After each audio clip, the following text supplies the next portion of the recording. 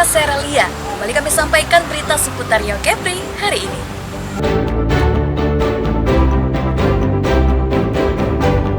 Kebakaran rumah kontrakan di Pekanbaru mengakibatkan 1 orang tewas dan 4 orang korban lain menderita luka bakar.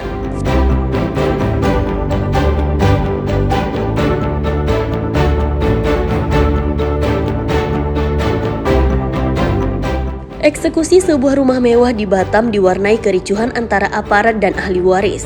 Meski mendapat perlawanan dari ahli waris, eksekusi tetap dilakukan.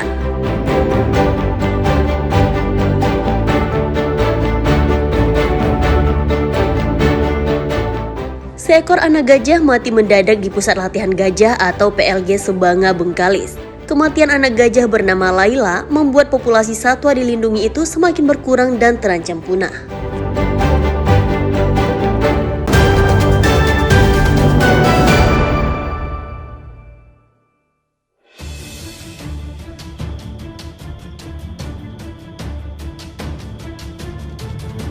Seekor anak gajah mati mendadak di Pusat Pelatihan Gajah atau PLG Sebanga, Bengkalis, Riau. Anak gajah betina bernama Laila, berumur 1 tahun 6 bulan. Tanda-tanda gajah terserang penyakit mulai terpantau sejak malam, di mana gajah Laila sudah kurang aktif dari biasanya, namun nafsu makan masih normal. Tim medis dari BBK SDA Riau diturunkan ke lokasi untuk melakukan cek kesehatan. Namun gajah akhirnya mati jelang pagi hari. Sebelum dinyatakan mati, tim medis sempat mendengar gajah Laila mengeluarkan suara keras. Tim medis telah melakukan bedah bangkai dan mengirim sampel organ ke laboratorium. Teman-teman Mahon melaporkan ke kita bahwa Laila dalam kondisi kurang bagus, lemas. Cuman makan dan minum masih baik. Terus selanjutnya kondisi tersebut kami menurunkan tim medis terdiri dari dokter hewan dan Mahon untuk melakukan pengecekan. Dan dari hasil pengecekan memang diketahui bahwa kondisi Laila memang agak lemas, cuman makan dan minum masih baik dan kondisi suhu tubuh normal ketika itu. Terus dilakukan pemantauan oleh teman-teman kita tim medis selama 2 jam sekali. Sekitar pukul 00.30 gajah Laila terdengar teriak menjerit. Ketika dipantau gajah masih kondisi berdiri dan aktif bergerak.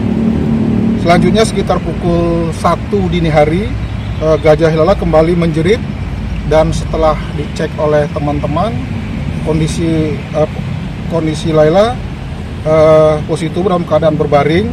Namun setelah diberikan infus dan obat-obatan, Laila kembali berdiri dan aktif kembali dan minum dan menyusu ke induknya. Namun sekitar jam 5 tim medis ngecek kembali dan Laila sempat bersuara, kemudian dilakukan pemeriksaan secara medis oleh tim dokter hewan kita dan sekitar 5.30 gajah Laila dinyatakan sudah mati. Dengan kematian gajah Laila, jumlah gajah di PLG Sebanga kini tinggal 5 ekor, yang semuanya merupakan gajah dewasa, terdiri dari 1 ekor gajah jantan bernama Sarma, dan 4 betina bernama Puja, Sela, Rosa, dan Dora. Ahmadison dan Wahyu Falatehan melaporkan dari Bengkalis, Riau.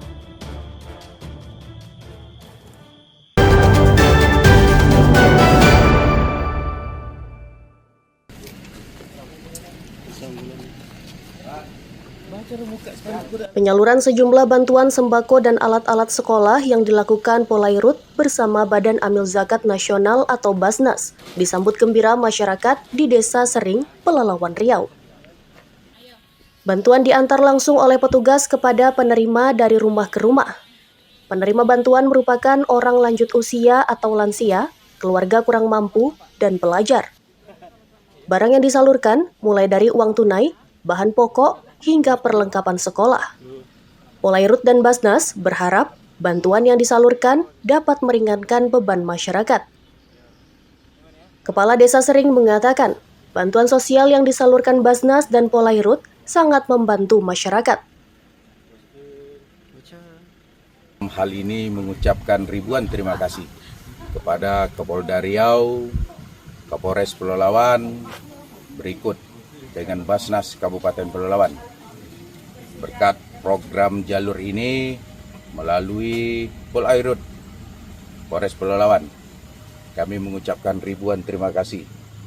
Insyaallah program ini kami harapkan bisa berkelanjutan dan memberikan dampak positif, manfaat bagi anak-anak kami, bagi masyarakat secara umumnya. Berikut juga dengan pencemaran lingkungan, sampah yang berada di aliran sungai ini bisa kami dapatkan dampaknya secara positif dengan pembersihan yang dilakukan oleh Polairut Polres Pelalawan. Teman-teman semua, dan saya mengucapkan terima kasih kepada Basnas dan polisi telah mengasih alat-alat sekolah kami. Penyaluran bantuan akan dilakukan secara berkesinambungan di sejumlah desa untuk meringankan beban warga kurang mampu dan pelajar. Ahmadison dan Firman Domo melaporkan dari Pelalawan Riau.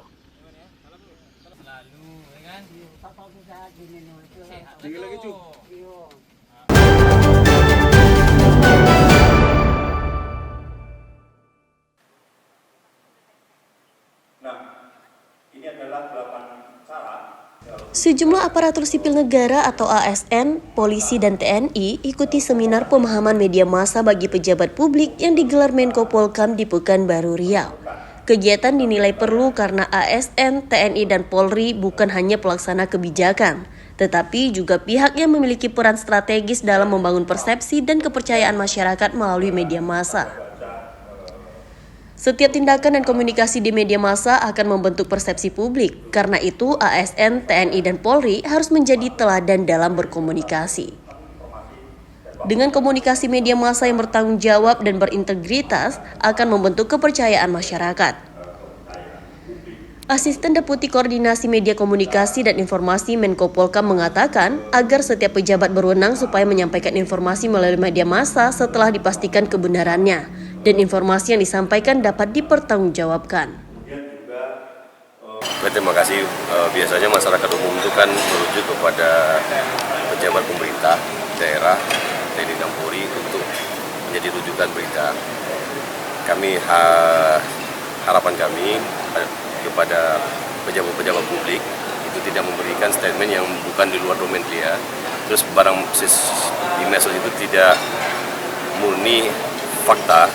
Dan itu harus divalidasi. Yang bisa divalidasi adalah yang disampaikan oleh pejabat publik yang benar-benar ada. Karena kita mengantisipasi ada AI, ada prom. Karena berita itu harus kita jernih. Jangan gampang memberikan statement, walaupun itu di warung, walaupun itu di rumah, walaupun sama keluarga sendiri. Kalau bukan domain kita, kalau bukan kita tahu, karena perlu validasi, perlu pengecekan. Pejabat publik diharapkan dapat memberikan informasi sesuai dengan kapasitas agar informasi yang disampaikan tidak simpang siur di tengah masyarakat. Tim Liputan melaporkan dari Pekanbaru Riau. Informasi tadi sekaligus menutup jumpa kita hari ini. Mewakili tim SSJ yang bertugas, saya Seralia, pamit undur diri. Selamat pagi, selamat beraktivitas.